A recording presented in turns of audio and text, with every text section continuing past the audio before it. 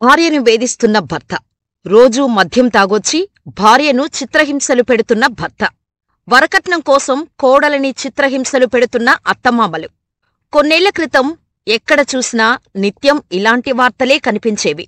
భారతీయ సమాజంలో తరతరాలుగా మహిళలపై ఉన్న వేధింపులు, అణిచివేత నుంచి రక్షణ కల్పించటం కోసం కేంద్ర ప్రభుత్వం గృహహింస నిరోధక చట్టం తెచ్చింది. ప్రభుత్వాలు మహిళల రక్షణ కోసం ప్రత్యేక పోలీస్ స్టేషన్లు, షీటీములు, దిశ యాప్ వంటి ఎన్నో అదనపు హక్కులు, సౌకర్యాలు కల్పించాయి. కాని కాలం తిరగబడింది. మహిళలు గతంలో మాదిరిగా ఇంటికే పరిమితం కావటం లేదు. మగాళ్లతో సమానంగా ఎదిగారు. ఉద్యోగాలు చేసుకుంటున్నారు. స్వశక్తితో బతికే స్థాయికి చేరుకుంటున్నారు. ఈ క్రమంలోనే భర్తలపై తిరగబడే భార్యల సంఖ్య క్రమంగా పెరుగుతోంది. ఢిల్లీ నుంచి ఆంధ్రప్రదేశ్ వరకు నిత్యం ఇలాంటి కేసులు వెలుగులోకి వస్తున్నాయి. తూర్పుగోదావరి జిల్లాలో భర్త ఇంటిని శుభ్రంగా ఓడవలేదని గొడవపడ్డ భార్య భర్త నిద్రిస్తున్న సమయంలో వాతలు పెట్టింది. ఢిల్లీలో భర్త ఆస్తిని తన పేరు మీద రాయలేదని భర్తపై ఏకంగా సలసలా మరిగే నూనె పోసింది. ఇక తమ మాట వినని భర్తలపై గృహహింస నిరోధక చట్టం కింద కేసులు పెడుతున్న భార్యలు భారీగా పెరుగుతున్నారు. భర్త నుంచి భృతి కోసం విడాకులు కోరుతున్న మహిళలు కూడా ఇప్పుడు తక్కువేమీ లేరు. భార్య వేధింపులు తాళలేక ప్రాణాలు తీసుకుంటున్న భర్తలు ఈ మధ్యకాలంలో పెరిగిపోతున్నారు. అందుకే మహిళల రక్షణ కోసం ఏర్పాటు చేసిన చట్టాలు కాలక్రమంలో పురుషుల పాలిట శాపంలా మారాయని వాదించేవారి సంఖ్య పెరిగిపోతోంది. ఈ క్రమంలో తమకు రక్షణ కల్పించాలని, తమ కోసం కూడా ప్రత్యేక చట్టాలు చేయాలని కోరుతూ మగాళ్లు రోడ్డెక్కుతున్నారు. తెలుగు రాష్ట్రాల్లో ఇలా పుట్టినదే భార్యా బాధితుల సంఘం. ఒకప్పుడు ఈ సంఘాన్ని చూసి చాలామంది నవ్వుకునేవారు. కాని ఇప్పుడు భార్యా బాధితుల సంఘంలో 3 లక్షల మంది సభ్యులు తయారయ్యారు. వీరంతా జస్ట్ దక్షిణ భారతదేశానికి చెందినవారు మాత్రమే. ఉత్తర భారతదేశంలో ఇలాంటివే మరో 2 సంఘాలు కూడా ఉన్నాయి. తాజాగా వీరంతా దేశ రాజధాని ఢిల్లీలోని జంతర్ మంతర్ వద్ద భారీ నిరసన ప్రదర్శన నిర్వహించారు. మహిళలతో సమానంగా మగాళ్లను కూడా గుర్తించాలని, మగవాళ్లకు ప్రత్యేక కమిషన్, పోలీస్ స్టేషన్లు పెట్టాలంటూ భార్యా బాధితులు చేసిన నినాదాలతో ఢిల్లీలోని ధర్నా చౌక్ దద్దరిల్లింది. భార్యలు పెడుతున్న హింస నుంచి పురుషులను కూడా కాపాడాలంటూ వివిధ రాష్ట్రాల నుంచి తరలివచ్చిన భార్యా బాధితులు డిమాండ్ చేశారు. చట్టాల పేరుతో మహిళలు పెడుతున్న గృహహింస నుంచి రక్షించాలని కేంద్ర ప్రభుత్వానికి వారు మొరపెట్టుకున్నారు. ఢిల్లీలోని జంతర్ మంతర్ వద్ద సేవ్ ఇండియా ఫౌండేషన్ ఆధ్వర్యంలో సేవ్ ఇండియన్ ఫ్యామిలీ మూవ్మెంట్ పేరుతో పురుషులు సత్యాగ్రహ దీక్ష చేపట్టారు. ఈ నిరసనకు భార్యా బాధితుల సంఘం కూడా మద్దతు తెలిపింది. విశాఖపట్నం, హైదరాబాద్, బెంగళూరు, ముంబైతో పాటు దేశవ్యాప్తంగా వివిధ రాష్ట్రాల నుంచి వచ్చిన వందలాది మంది బాధితులు ఈ నిరసనలో పాల్గొని సంఘీభావం తెలిపారు. తెలుగు రాష్ట్రాల నుంచి బిగ్ బాస్ కంటెస్టెంట్ శేఖర్ భాషతో పాటు వందలాది మంది భార్యా బాధితులు, వారి కుటుంబ సభ్యులు ఈ ధర్నాలో పాల్గొన్నారు. ఇందులో కొంతమంది మహిళలు కూడా పాల్గొని భార్యా బాధితులకు మద్దతు పలకటం కనిపించింది. చిత్రమేంటంటే సుమారు 2 గంటల పాటు జరిగిన ఈ భార్యా బాధితుల సంఘం ఆందోళనలో కొందరు పోలీసులు కూడా పాల్గొన్నారు. అంటే వారు కూడా బాధితులే అన్నమాట. ఇంకొందరు మాజీ ప్రభుత్వ ఉన్నతాధికారులు, ఒకరిద్దరు పేరు చెప్పడానికి ఇష్టపడని మాజీ ఐఏఎస్లు కూడా ఉన్నారు. వీళ్లంతా కలిసి మగవాళ్ల హక్కులు కూడా మానవ హక్కులే, గృహహింస నుంచి మగవాళ్లను కాపాడండి, సమాన న్యాయం, సమాన హక్కులు వంటి నినాదాలతో ఢిల్లీని హోరెత్తించారు. భార్యా బాధితుల ప్లకార్డులు, బ్యానర్లు ప్రదర్శిస్తూ కేంద్ర ప్రభుత్వానికి, న్యాయ వ్యవస్థకు తమ గోడును వినిపించారు. ఈ సందర్భంగా కొందరు తమ వ్యక్తిగత అనుభవాలను పంచుకున్నారు. ఈ ఆందోళనలో పాల్గొన్నవారు ప్రధానంగా ఈ డిమాండ్లను లేవనెత్తారు. మహిళల కోసం జాతీయ మహిళా కమిషన్ ఉన్నట్టే పురుషుల సమస్యలను పరిష్కరించడానికి ఒక ప్రత్యేక కమిషన్ ఏర్పాటు చేయాలని భార్యా బాధితులు డిమాండ్ చేశారు. ఈ కమిషన్ ద్వారా పురుషులపై జరుగుతున్న గృహహింస, చట్టాల దుర్వినియోగం, మానసిక వేధింపులు వంటి సమస్యలను పరిష్కరించాలని వారు కోరారు. అలాగే మహిళల కోసం ప్రత్యేక మహిళా పోలీస్ స్టేషన్లు ఉన్నట్టే పురుషుల సమస్యలను వినడానికి ప్రత్యేక పోలీస్ స్టేషన్లను ఏర్పాటు చేయాలని ఆందోళనకారులు కోరారు. తమపై పెడుతున్న గృహహింస, తప్పుడు కేసులను విచారించడమే కాకుండా మగవాళ్లపై జరుగుతున్న ఇతర అన్యాయాలపై ఫిర్యాదులను స్వీకరించేలా ఈ పోలీస్ స్టేషన్లు పనిచేయాలన్నారు. గృహహింస నిరోధక చట్టం ప్రస్తుతం మహిళల రక్షణపైనే దృష్టి సారిస్తోందని, ఇది స్త్రీ పురుషులు ఇద్దరికీ సమానంగా పనిచేసేలా చట్ట సవరణ చెయ్యాలని భార్యా బాధితులు కోరారు. పురుషులను కూడా గృహహింస బాధితులుగా గుర్తించాలని, వారికి కూడా చట్టపరమైన రక్షణ కల్పించాలని డిమాండ్ చేశారు. మగవాళ్లపై తప్పుడు ఆరోపణలు చేసే ఆడవాళ్లపై ముఖ్యంగా భారతీయ శిక్షా స్మృతి సెక్షన్ 498A కింద తప్పుడు కేసులు పెట్టేవారిపై కఠిన చర్యలు తీసుకోవాలని కోరారు. ఈ సెక్షన్ను దుర్వినియోగం చేస్తున్నారని, దీనివల్ల అమాయక పురుషులు బాధపడుతున్నారని వారు ఆరోపించారు. ఇకపై భారతీయ చట్టాలు తటస్థంగా ఉండాలని, పురుషులు, మహిళలు 2 వర్గాలకు సమాన న్యాయం అందాలని ఆందోళనకారులు డిమాండ్ చేశారు.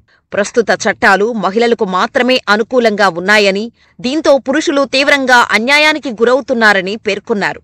ఆందోళనలో పాల్గొన్నవారు తమ బాధలను వివరిస్తూ ఈ సమస్యలను ప్రముఖంగా పేర్కొన్నారు. చాలామంది పురుషులు తమ భార్యల నుంచి శారీరక, మానసిక, ఆర్థిక వేధింపులను ఎదుర్కొంటున్నామని తెలిపారు.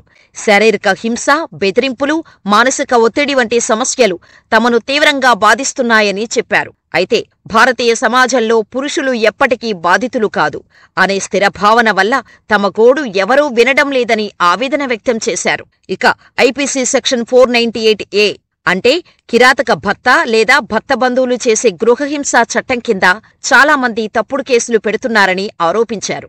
ఈ కేసుల వల్ల అమాయక పురుషులు, వారి కుటుంబ సభ్యులు చట్టపరమైన, ఆర్థిక, సామాజిక సమస్యలను ఎదుర్కొంటున్నారని తెలిపారు. అలాగే విడాకుల తర్వాత ఇచ్చే భరణం వంటి చట్టాలు మహిళలకు అనుకూలంగా ఉంటూ పురుషులకు అన్యాయం చేస్తున్నాయని ఆందోళనకారులు పేర్కొన్నారు. ఉదాహరణకు, భరణం చెల్లించటంలో పురుషులపై అధిక ఒత్తిడి ఉంటుందని, అయితే కోర్టులు మగవాళ్ల ఆర్థిక స్థితిని పరిగణలోకి తీసుకోవడం లేదని ఆరోపించారు. ఇక సమాజంలో పురుషులను బలవంతులుగా పీడించేవారిగా అనాదిగా చిత్రీకరించడం వల్ల తమ సమస్యలను బహిరంగంగా చెప్పుకోలేకపోతున్నారని ఆందోళనకారులు తెలిపారు. ఫలితంగా మానసిక ఒత్తిడి తట్టుకోలేక ప్రాణాలు తీసుకోవాలనే ఆలోచనల్లోకి వెళ్లిపోతున్నాయని వాపోయారు. న్యాయస్థానాల్లో మహిళల వాదనలనే సానుకూలంగా పరిగణిస్తున్నారని, పురుషుల వాదనలను తక్కువగా చూస్తున్నారని భార్యాబాధితులు ఆరోపించారు. దీనివల్ల పురుషులు చట్టపరమైన పోరాటంలో అన్యాయాన్ని ఎదుర్కొంటున్నారని వారు పేర్కొన్నారు. ఇప్పుడు భారతీయ చట్టాలు నిజంగానే పురుషులకు వ్యతిరేకంగా ఉన్నాయా అనే అంశాన్ని పరిశీలిద్దాం. మగవాళ్లు ప్రాణాలు తీసుకునే, రోడ్డెక్కే పరిస్థితి రావటానికి కారణం లింగ భేదాలతో కూడిన చట్టాలేనని, వాటి వల్ల మగవాళ్లు చాలా ఇబ్బందులు పడుతున్నారని ఏకం న్యాయ్ ఫౌండేషన్ వ్యవస్థాపకురాలు దీపికా నారాయణ భరద్వాజ్ అన్నారు. ప్రస్తుతం భారతదేశంలో మహిళల రక్షణ కోసం 6కు పైగా చట్టాలు ఉన్నాయి. కానీ మగవారి కోసం ఒక్క చట్టం కూడా లేదు. వాస్తవానికి మన దేశంలో మగవాళ్లపై కూడా గృహహింస జరుగుతోంది. కుటుంబ వేధింపులు కూడా ఉన్నాయి. భర్తలపై భార్యలు అఘాయిత్యాలు చేస్తున్న కేసులు ఉన్నాయి. కానీ వాటికి చట్టం లేదు. అలాంటి కేసుల సంఖ్య తక్కువైనంత మాత్రాన చట్టాలు చేయకూడదా అని దీపికా నారాయణ్ భరద్వాజ్ ప్రశ్నించారు. ఉదాహరణకు, ఇటీవలే ప్రాణాలు తీసుకున్న అతుల్ సుభాష్పై 1-2 కాదు, ఏకంగా 9 కేసులు వేసింది అతని భార్య. భర్తపైనే కాకుండా భర్త కుటుంబంపై కూడా కేసులు వేస్తున్నారు. అలాంటి బాధితులు దేశమంతా ఉన్నారు కాబట్టే అతుల్ కేసులో దేశవ్యాప్తంగా అంత స్పందన, మద్దతు వచ్చాయి అని దీపికా భరద్వాజ్ అన్నారు. ఇదంతా మహిళలకు వ్యతిరేకంగా చేస్తున్నది కాదని, మగవారికి కూడా రక్షణ కావాలని మాత్రమే తాము చెబుతున్నామని ఆమె స్పష్టం చేశారు. ఇక మహిళల రక్షణ కోసం ఉద్దేశించిన చట్టాలు దుర్వినియోగం అవుతున్నాయని సుప్రీంకోర్టు పదే పదే చెప్పినా ప్రభుత్వాలు కొత్త చట్టాలు చేయడం లేదా ఉన్న చట్టాలకు సవరణలు చేసిన సందర్భాలు కనబడటం లేదని సీనియర్ న్యాయవాది లక్ష్మీనారాయణ అభిప్రాయపడ్డారు. చట్టాల దుర్వినియోగం అనే సమస్య అన్ని రకాల చట్టాల్లోనూ ఉంటుంది. కానీ మహిళలకు సంబంధించిన కేసుల్లో అది ఈ మధ్య చాలా పెరుగుతున్నట్టు కనిపిస్తోంది అని లక్ష్మీనారాయణ అన్నారు. ఈ మాట తాను చెప్పటం లేదని, స్వయంగా సుప్రీంకోర్టు చాలాసార్లు చెప్పిందని, ఇందుకోసం సుప్రీంకోర్టు కొన్ని గైడ్లైన్స్ కూడా ఇవ్వాల్సి వచ్చిందని ఆయన గుర్తు చేశారు. ఈ మధ్య పోలీసులు ఎప్పుడు పడితే అప్పుడు అరెస్ట్ చేయకుండా ముందుగా 41A నోటీసు ఇవ్వాలి అని సుప్రీంకోర్టు గైడ్లైన్స్ ఇచ్చిన సంగతి తెలుసు కదా. వాస్తవానికి ఆ నిబంధన రావటానికి కూడా వరకట్న వేధింపుల కేసులే కారణం అని ఆయన వివరించారు.